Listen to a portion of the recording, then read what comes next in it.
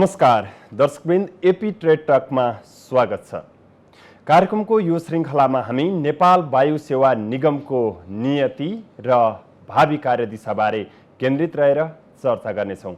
यसका लागि हामीसँग अतिथि हुनुहुन्छ नेपाल वायु सेवा निगमका प्रबन्ध निर्देशक डिम प्रसाद पौडेल। आउनुहोस् उहाँलाई कार्यक्रममा स्वागत गरौँ। स्वागत छ यहाँलाई। हस्, धन्यवाद। 63 वर्षको इतिहास बनाइसकेको छ। यति लामो यात्रा गरिसक्दाखेरि अझ परिपक्व प्रतिस्पर्धी भएर अघि बढ्नुपर्ने राष्ट्रिय ध्वजावाहक नेपाल वायु सेवा निगमको यात्रा उल्टो थला परे चाहिँ किन? धन्यवाद छ यहाँलाई। धेरै नै एउटा गम्भीर प्रश्न हो। हामी सबैले, देशका नागरिकहरूले, त्यहाँ बस्ने, त्यहाँ कार्यरत कर्मचारीहरूले, सरकारले, बुद्धिजीवी वर्ग सबैले गम्भीर रूपमा सोच्नुपर्ने प्रश्न हो यो। नेपाल वायु सेवा निगम जसरी सुरु भयो उसका सँगै सुरु गरेका धेरै वायु सेवा कम्पनीहरू धेरै अगाडि बढिसके, तर निगमको अवस्था सुध्रिएन। यसको कारण मैले धेरै ठाउँमा भन्ने गरेको छु। मूलतः यसका 3-4वटा कारणहरू छन्। एउटा त हाम्रोमा नेपाल वायु सेवा निगममा नेपाल सरकारको लगानी अत्यन्तै न्यून भयो। यति थोरै लगानीमा वायु सेवा कहीँ पनि संसारमा कुनै पनि सरकारले चलाएको हुँदैन। अर्को कुरा के भयो भने लगानी कम भइसकेपछि ऋण लिनुपर्ने अवस्था आयो। ऋण लिइसकेपछि ब्याज तिर्नु पर्यो। ब्याज पनि के भयो भने अत्यन्तै महँगो ब्याज तिर्नुपर्ने अवस्था भयो। अर्को कुरा, तेस्रो कुरा भनेको नेपालको जुन हवाई इन्धन छ, हवाई इन्धन पनि त्यत्तिकै महँगो छ। करिब 2-3 गुणा महँगो हवाई इन्धन चाहिँ नेपाल वायु सेवा निगमले प्रयोग गरेर उडिरह्यो। र त्यसै गरी हाम्रो एउटा कम्पिटिटिभनेस डेभलपमेन्टमा जुन स्टाफको, म्यानेजमेन्टको र सरकारको बिचमा जुन खालको एउटा तादम्यता मिल्नु पर्थ्यो त्यो पनि नमिलेको हो। सरकारले विशेष गरी 4वटा कुरा उठाउनु भयो कि समस्या हुनुमा सरकारको लगानी न्यून भनेर। अब सबै पूर्वाधार पनि बनाइदिएको छ, प्लेन पनि किनिदिएको छ, सबै सरकारकै स्वामित्वमा छ। अब लगानी बढी हुनुलाई त त्यही ढङ्गले यसमा यस्तो छ। लगानी स्थिर सम्पत्तिको लगानी भयो। स्थिर सम्पत्ति भनेको जुन नन ट्रेड एसेट्स हामी भन्छौँ त्यो चाहिँ कस्तो भइदियो भने जग्गा जमिनहरू धेरै भएर हवाई सेवा कम्पनीलाई त्यति ठुलो अर्थ राख्दैन। एक अर्थमा भन्ने हो भने जग्गा जमिनभन्दा वायु सेवा कम्पनीहरूसँग हवाईजहाज धेरै हुनु पर्थ्यो। हवाईजहाज उडानसँग सम्बन्धित अरू इक्विपमेन्टहरू धेरै हुनु पर्थ्यो। त्यो नभइसकेपछि हामीले भन्छौँ गर्वका साथ हामीसँग न्यू रोडमा जग्गा छ, घर छ, त्यसै गरी सिनामङ्गलमा जग्गा छ, अरू हाम्रा प्राइम लोकेसनहरूमा छन्। तर तिनीहरू के भयो भने अनप्रोडक्टिभ भयो।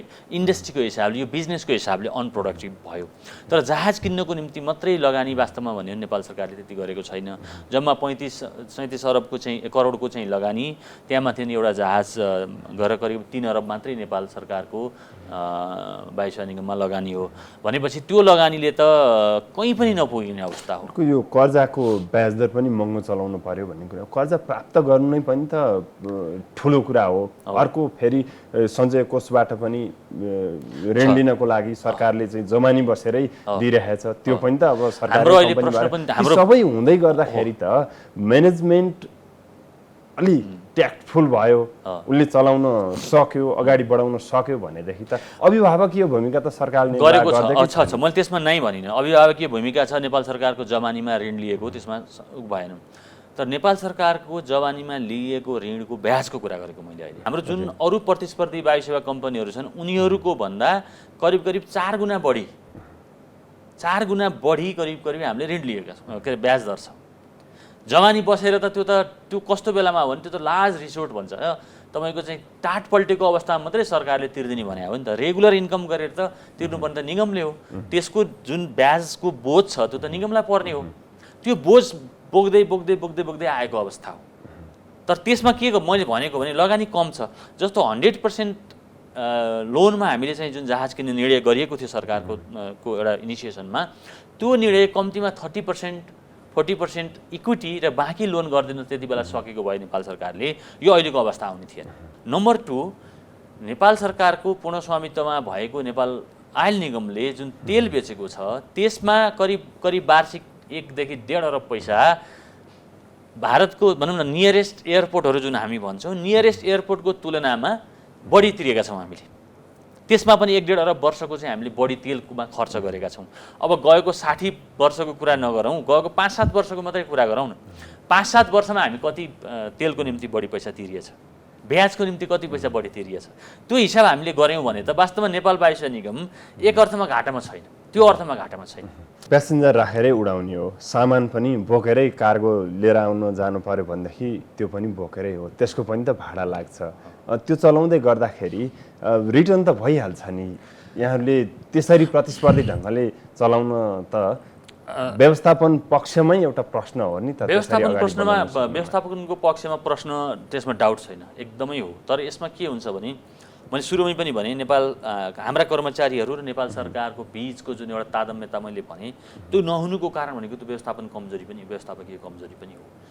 जहाज उडाउन नसक्नु, अनि उडाएका जहाजहरूबाट चाहिँ जुन हाम्रो कम्पिटिटिभनेस जुन इस्टाब्लिस हुनुपर्ने त्यो हुन नसक्नु, यी सबै कुराहरू पर्छन् त्यसमा। व्यवस्थापकीय कमजोरीको हिसाबमा त्यो कुरा हामी बुझ्न सक्छौँ। तर हामी कुन जियोग्राफीमा रहेका छौँ, हाम्रो नेपाली जनताको क्रय शक्ति के हो, के हामीले अहिले यहाँबाट जापान उडान गऱ्यौँ अथवा हङकङ उडान गऱ्यौँ, इन्डियाकै कुरा गऱ्यौँ कि हामीले पुरै बिजनेस क्लासमा एकदमै महँगो फेयर लिएर दिन सक्ने अवस्था छ त? त्यो पनि छैन। अनि हामी कार्गोको निम्ति जाने भनेको मोस्टली हामी चाहिँ एयर कार्गो भनेको एकदम लिस्ट प्रिफर्ड ट्रान्सपोर्टेसनको मिन हो। त्यसले गर्दाखेरि यो पनि सधैँ एयर कार्गो चल्ने कुरा पनि हुँदैन। समग्रमा भन्दाखेरि के हो भने नेपाल वायुसेवा निगमसँग अहिले जति जहाज छन् त्यो सङ्ख्याले अहिलेको जुन खर्च छ त्यो धान्नलाई धेरै धेरै गाह्रो छ। 100% अकुपेन्सीमा चलाएर 100% कम्पिटेटिभ भाडा दर लिएर पनि राखेर डाटाबेस राखेर हामी हेरौँ, यो धेरै गाह्रो विषय छ। 63 वर्षको इतिहासमा अहिले जहाज कतिवटा छन्? अब यो विडम्बनापूर्वक मैले भन्नुपर्ने के हुन्छ भने जहाज त हामीसँग 11वटा छन् चल्ने, उड्ने। अब नचलाइएका, चलाउँदा घाटा हुने भनेर योभन्दा अगाडि नै ग्राउन्डेडमा आउनुभन्दा अगाडि नै ग्राउन्डेड गरेर राखिएका 5वटा छन्। 6वटा अहिले चालु हालतमा छन्। अब यी चालु हालतमा भएकाहरूले कोभिडको दौरानमा पनि कोभिड पूर्व पनि आफ्नो क्षमता अनुसारको उडान गरेका छन्। कोभिड पूर्व तपाईँ हेर्नुभयो भने इन्टरनेसनल जुन एउटा एभरेज हुन्छ, फ्लाइङ आवर्सको एभरेज हुन्छ, त्यो आवर्स मेन्टेन गरेका थिए जहाजहरूले। अब रह्यो डोमेस्टिकको लागि 2टा, ती 2टा जहाजहरूले हिमाली पहाडी जिल्लाहरूमा गर्छन्। अहिले डोमेस्टिक अपरेसन हामीले एकदमै सब्सिडाइज भनौँ कि अथवा एकदम लसमा हामीले चलाएको अवस्था हो। त्यसकारण डोमेस्टिकबाट कुनै हामीले गनिरहनु पर्ने त्यसको आम्दानी हुन्छ भन्ने छैन। त्यो हामीले बसेरै क्यालकुलेसन गऱ्यौँ भने पनि त्यो देखिन्छ। त्यो एउटा प्योरली CSRको रूपमा चाहिँ हामीले गरिरहेको अवस्था छ। जहाज थप्नु पर्दैन? नथपी हुँदैन। निगमलाई अग्रगमनको निम्ति अगाडि बढ्ने हो भने, निगमले एउटा प्रोग्रेसिभ वेमा सोच्ने हो भने जहाज नथपी हुँदैन, गन्तव्य नबढाइ हुँदैन, स्टाफ पनि बढाउनुपर्छ, जहाज पनि बढाउनुपर्छ, लगानी पनि बढाउनुपर्छ, होइन? सबै कुराहरू चाहिँ थप्नुपर्छ। जो ग्राउन्डेड भएर बसेका छन् ती त लसै भयो नि, त्यसलाई पनि त सल्टाउनु पर्छ। त्यो नेपाल सरकारले चीनबाट खरिद गरिदिएर नेपाल वायुसेवा निगमलाई चलाउनको निम्ति दिएका जहाजहरू हुन्। ती जहाजहरू नचलाउनु भनेर चाहिँ यो म आउनुभन्दा पहिल्यैदेखिबाट ग्राउन्डेड गरेर राखिएका थिए र त्यसमा काम गर्ने कर्मचारीहरू जुन क्रुहरू हुनुहुन्छ देखि लिएर सबैलाई चाहिँ डाइभर्ट गरेर अन्त पठाउने काम भयो। आज हामीसँग उडानको निम्ति पाइलटहरूको पनि त्यसमा कमी छ, अरू क्रू मेम्बर्सहरूको पनि कमी छ, इन्जिनियरहरू पनि अन्त काममा लगाइसकेको अवस्था रहेछ। त्यसले गर्दाखेरि अब त्यो जहाज उडाउने हामीले प्रयत्न गऱ्यौँ भने एउटा ठुलो लगानी फेरि गर्नुपर्ने हुन्छ हामीले क्रू डेभलपमेन्टको निम्ति। प्लस त्यो जहाज चाहिँ फिनान्सियल्ली भाएबल छैन, चलाउनु उपयुक्त छैन भनेर त्यहाँ आन्तरिक रूपमा पनि मन्त्रालयबाट पनि धेरै पटक अध्ययनहरू गरिएको रहेछ। त्यो अध्ययनको निष्कर्ष के हो भने कमर्सियल्ली जसरी अहिले हामीले यहाँ कम्पिटिसन गरेर चलाउनु पर्ने अवस्था छ, यसरी चाहिँ ती जहाजहरू चलाउनु उपयुक्त छैन भनेर निर्गल निकालिसकिएको छ। त्यसले गर्दाखेरि म आएर पनि ती जहाजहरू उडाउने प्रयत्न गर्नको निम्ति फेरि करोडौँ रुपियाँ लगाएर क्रू डेभलप गर्ने रिस्क चाहिँ हामीले लिन सकिरहेका छैनौँ। वित्तीय अवस्था कस्तो छ अहिले? भार कस्तो बोकिरहेको छ? वित्तीय अवस्थाको कुरा गर्दाखेरि त करिब 47 अरब जस्तो 48 अरब जस्तो ऋण छ। त्यो ऋणमा करिब 10 अरब जस्तो चाहिँ हाम्रो गएको आजसम्मको भनौँ न एउटा चाहिँ ऋणको चाहिँ घाटाको चाहिँ प्रश्न पनि छ र कोभिडको कारणले विशेष गरी हाम्रो घाटाको चाहिँ मुख्य स्रोतहरू भनेका चाहिँ एउटा चिनिया जहाज लिएर आउँदाखेरि भएको नोक्सानी एउटा छ, अर्को भनेको यो कोभिडको 2 वर्षको अवधिमा भएको नोक्सानी। यो नोक्सानी किन भयो भने एक त जहाज उडाउनु पाइएन, अर्को कुरा विदेशी जहाजहरू आइदिएर जुन हामीले ग्राउन्ड ह्यान्डलिङबाट गर्नुपर्ने इन्कम थियो त्यो इन्कम पनि गर्न सकिएन।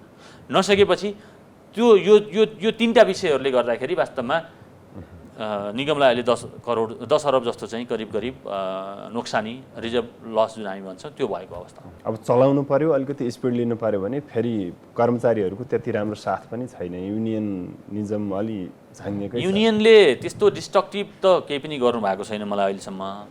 तर कस्तो छ भने युनियन भनेपछि पोलिटिकल्ली अलिकति एउटा अफिलिएसन पनि हुने स्वाभाविक भयो। पोलिटिकल अफिलिएसन भन्ने बित्तिकै कुन आइडियोलोजीले, कुन बिजनेस अथवा सेन्सले गभर्मेन्ट रन गरिरहेको छ अथवा गभर्मेन्टको कुन एउटा चाहिँ सेन्समा हिँड्छ, डिरेक्सनमा हिँड्छ, त्यो अनुसार पनि चाहिँ तपाईँको कतिपय गाइड गर्ने कुरा स्वाभाविक भयो। तर हामीले राम्रो लगानी नेपाल सरकारकोबाट ल्याउन सकियो अथवा हामीले कम्पनी मोडलमा लगेर सर्वसाधारणलाई सेयर दिएर चाहिँ के अरे चलाउन सकियो अथवा विदेशी स्ट्राटेजिक पार्टनर लिएर आउन सकियो भनेदेखि युनियन चाहिँ बाधक हुँदैन जस्तो लाग्छ मलाई। सहयोग नै बन्छ भन्ने जस्तो लाग्छ। आशा चाहिँ छ यहाँलाई। आशा छ स्वाभाविक छ। तर कहिलेकाहीँ के हुन्छ भने अब तपाईँको फरक विचारहरू, फरक मत राख्ने तौर तरिकाहरू चाहिँ म चाहिँ एउटा स्वाभाविक ढङ्गका हुनुपर्छ र त्यसले आफ्नो जुन हिसाबले आफ्नो विचारहरू राखेको छ विचारलाई चाहिँ छायामा पार्नु हुँदैन आफ्नो तौर तरिकाले भन्ने चाहिँ लाग्छ। 10 महिना भयो यहाँले नेतृत्व लिनुभएको, सरकारले यहाँलाई नियुक्त गरेको प्रबन्ध निर्देशकमा 4 वर्षका लागि नियुक्त गरेको थियो। यो अवधिमा बिग्रिएको छवि, बिग्रिएको अवस्था सुधार गर्नको निम्ति यहाँले चाहिँ के गर्नुभयो?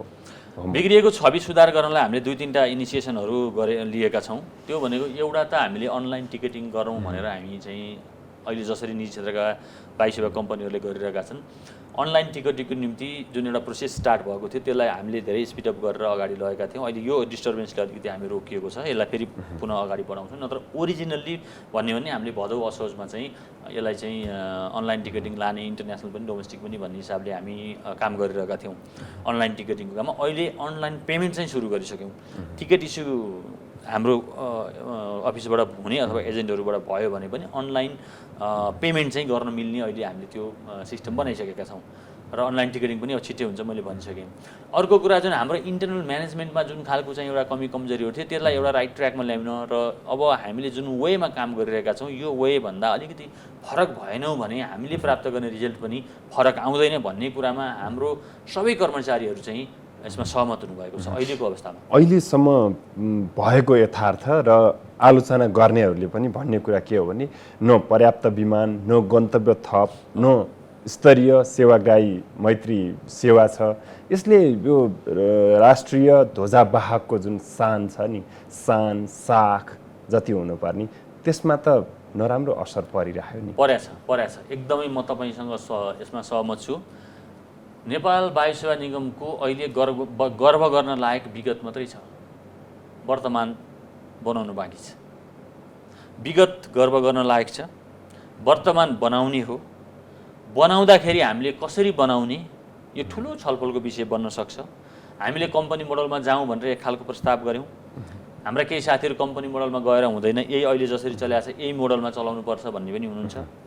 हुन्छ, त्यो विषयमा आउँला। यहाँले विगत एकदमै राम्रो भन्नुभयो, इतिहास बाहेक अरू के राम्रो रह्यो र लामो कालखण्ड गुज्रियो भन्ने वर्तमानमा पनि हामीले त्यस्तो विगतमा जस्तो अब अलिकति विषयलाई हेर्ने हो भने धमिजा, चेज, लाउडा, बैना, वाइड बडी लगायत काण्डको एउटा श्रृङ्खला चल्या छ। सुखद र राम्रो अहिले चाहिँ ठिक भयो, अब वायु सेवा निगमले चाहिँ राम्रो गर्न थाल्यो भन्ने के छ त्यस्तो? विगतलाई त हामीले हेर्ने र रेफरेन्स लिने मात्रै काम गर्न सकिन्छ, विगतलाई गएर फर्केर सच्याउन सकिँदैन। जे काण्ड त्यसबाट सिक्न त सकिन्छ, त्यही सिक्दैछौँ हामीले, सिक्दैछौँ। त्यो जे भए ती भए। अब हामीले गर्न सकिने के भयो भने विगतको इतिहासबाट पाठ सिक्दै वर्तमान बनाउने हो। वर्तमानमा हामीले त्यस्ता चेज काण्ड, लाउडा काण्ड जुन तपाईँले भन्नुभयो ती काण्ड नहुन् भनेर हामीले चाहिँ एउटा चाहिँ त्यो खालको चाहिँ सजगता अपनाउने हो। त्यो सजगता हामीले अपनाएका छौँ र अहिले विगत मैले सँगै तपाईँले जोड्दै हुनुहुन्थ्यो, विगतसँगै अहिले के छ त भन्दाखेरि अहिले पनि हामीले हेर्नुहोस् आजभन्दा 4-5 दिन अगाडि मात्रै हामीले मलेसियामा अड्किएर बसेका नेपाली दाजुभाइहरूको शव लिएर आउने काम, नेपालीहरूको चाहिँ उद्धार, अड्किएर बसेका नेपालीहरूको उद्धारको काम, तपाईँले चाइनाको वुहानदेखि लिएर अफगानिस्तानदेखि लिएर जुन हेर्नुभयो राष्ट्रिय ध्वजावाहकको हिसाबले जुन हाम्रो चाहिँ एउटा सोसियल रेस्पोन्सिबिलिटी हामीले पुरा गर्नुपर्ने थियो त्यो रेस्पोन्सिबिलिटीमा हामी कहीँ कतै पछाडि हटेका छैनौँ।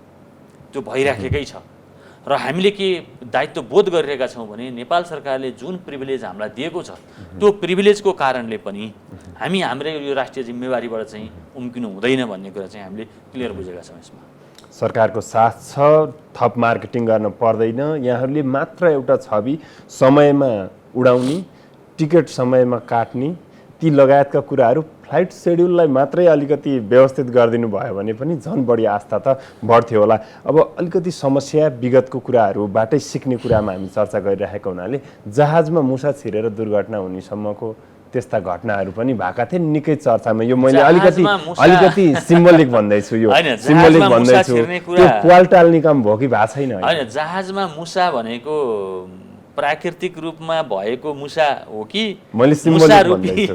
अब मुसा रूपी मान्छे छिर्या हो होइन, तपाईँले केलाई सिम्बोलिक के गर्न खोज्नुभयो मलाई अब त्यति भएन। तर यदि तपाईँले टेक्निकल्ली मुसा नै भने हो भने त्यो त्यति एकदमै अनौठो घटना चाहिँ मैले रूपमा लिन्न। त्यो चाहिँ असावधानी हो, हाम्रो इन्जिनियरिङ टिमको असावधानी हो। तर मुसा नै छिर्नु चाहिँ अब अरू एयरलाइन्सहरूको पनि अहिले पनि हामी सुन्छौँ, त्यो हुनुहुन्थेन, हुनै हुँदैन। अब त्यसले एउटा हामी कति लापरवाह रहेछौँ भन्ने कुरा चाहिँ त्यो चाहिँ देखाउँछ त्यसले। मैले अलिक सिम्बोलिक जोड्न खोजेको जस्तो नेपाल वायु सेवा निगमकै छवि सुधार्ने कुरा गर्दा, त्यसलाई अगाडि बढाउने कुरा गरिरहँदाखेरि त्यही भित्रबाट असहयोग हुन्छ भन्ने छ क्या? असहयोग टिमवर्कमा हुन्छ कि भन्ने डर छ मलाई। अलि असहयोग हुन्छ कि भन्ने डर चाहिँ पहिला थिएन, अहिले बिस्तारै त्यो डर चाहिँ पैदा भएको छ। तर जब नेपाल सरकार यो विषयमा कमिटेड हुन्छ कि यसलाई लाने हो, अगाडि बढाउने हो भनेर जबसम्म एउटा जिम्मेवारी बोध नेपाल सरकारले गरिरहन्छ तबसम्म हामीले चिन्ता मान्नु पर्दैन, त्यो गर्न सकिन्छ। नेपाल सरकारले हात झिकिदियो भने त, नेपाल सरकारले आजको मितिमा पनि हात झिकिदियो भने त हामी त कहीँ पनि रहँदैनौँ। किनभने यो 63 वर्षमा त हामीले केही गर्नु प्रतिस्पर्धी उडानबाट इन्कम छैन है, त्यसबाट ठेगिन सक्ने कुरा छैन। अब त्यो दिशातिर अगाडि बढ्नलाई जस्तो ग्राउन्ड ह्यान्डलिङबाट आएको इन्कमबाट निगम जेन तेन चलेको छ भनौँ न।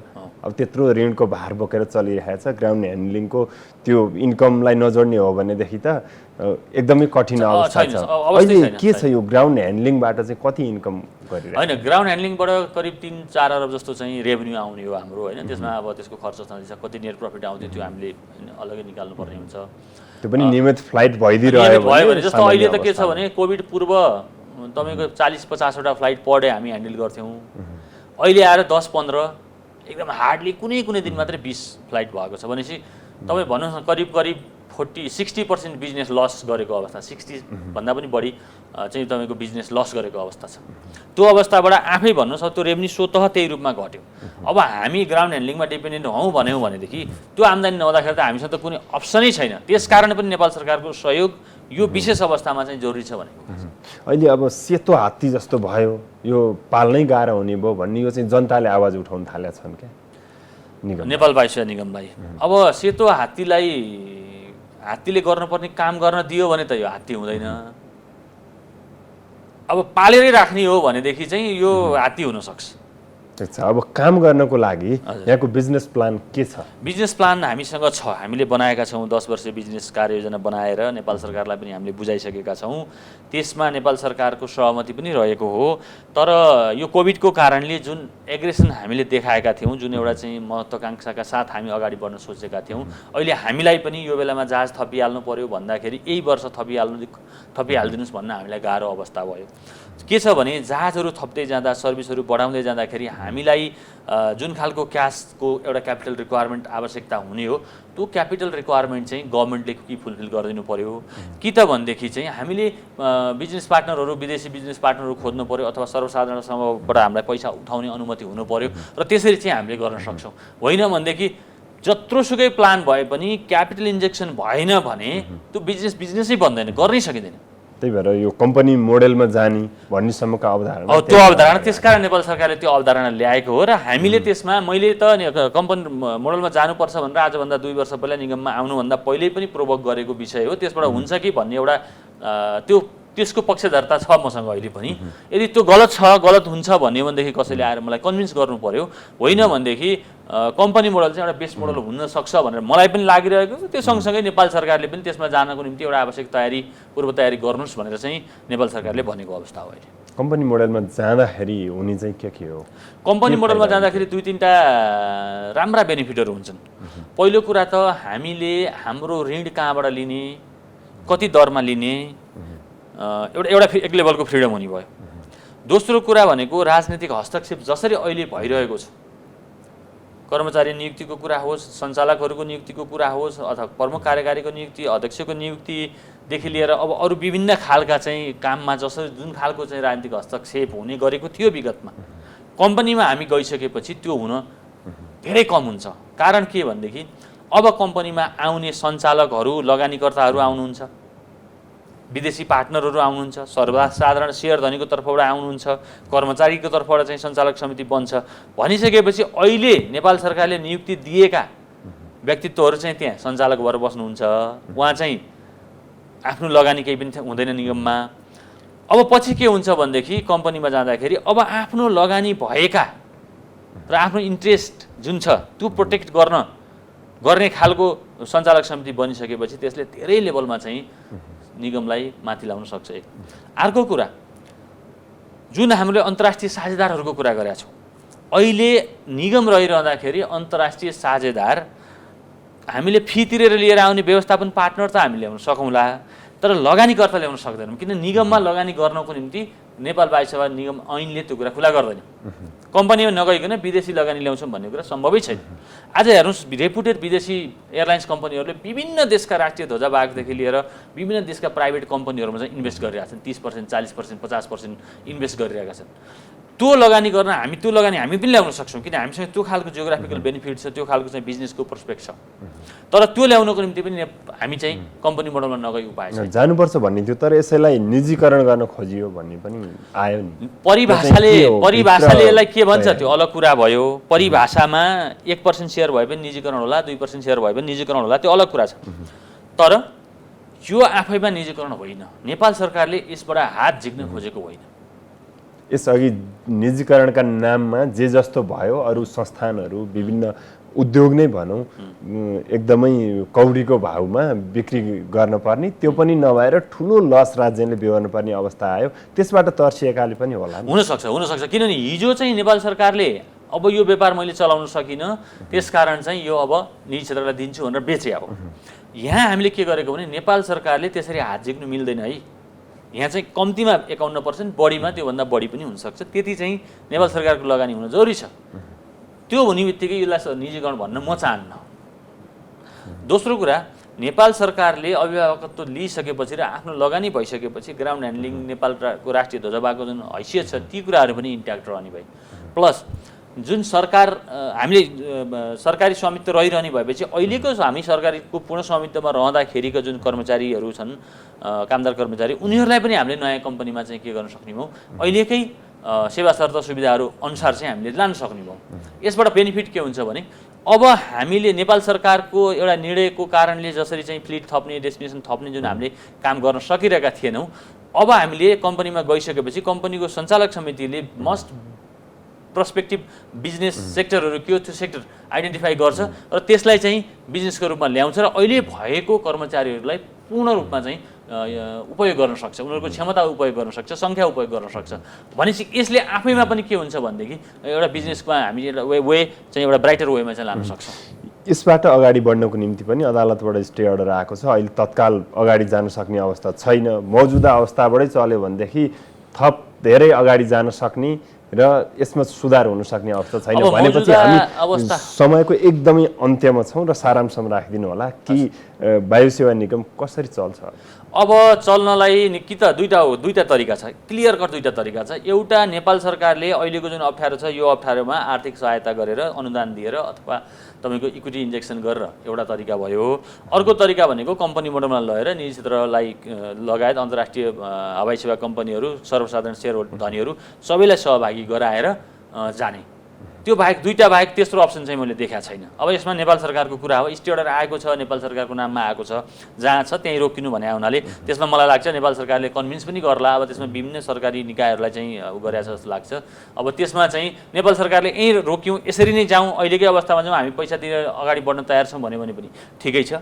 होइन भनेदेखि लङ टर्म सोल्युसन भनेको कम्पनी मोडल हुनसक्छ भन्ने मेरो धारणा हो। हस्, समय र संवादका लागि धन्यवाद। हस्, यहाँलाई पनि धेरै धेरै धन्यवाद। दर्शकबिन, एपी ट्रेड टकका लागि हुनुहुन्थ्यो नेपाल वायु सेवा निगमका प्रबन्ध निर्देशक डिम प्रसाद पौडेल। कार्यक्रमको यो श्रृङ्खला यति नै। हेर्दै रहनुहोला AP1। नमस्कार।